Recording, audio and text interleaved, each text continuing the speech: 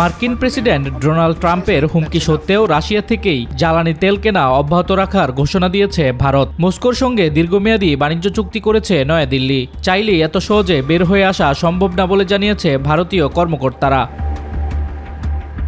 ট্রাম্পের শুল্ক আরোপ হুমকি উপেক্ষা করে নিউ ইয়র্ক টাইমকে নাম প্রকাশে অনিচ্ছুক দুই ভারতীয় কর্মকর্তা জানায়, মার্কিন প্রেসিডেন্ট ডোনাল্ড ট্রাম্পের শুল্ক হুমকি সত্ত্বেও রাশিয়া থেকেই তেল কেনা অব্যাহত রাখবে ভারত। তাদের মধ্যে এক কর্মকর্তা জানান, মস্কোর সঙ্গে দীর্ঘমেয়াদী জ্বালানি চুক্তি করেছে নয়াদিল্লি। রাতারাতি বাণিজ্য বন্ধ সম্ভব না। রাশিয়া বর্তমানে ভারতের সর্ববৃহৎ তেল সরবরাহকারী, যার মোট আমদানি প্রায় ৩৫%।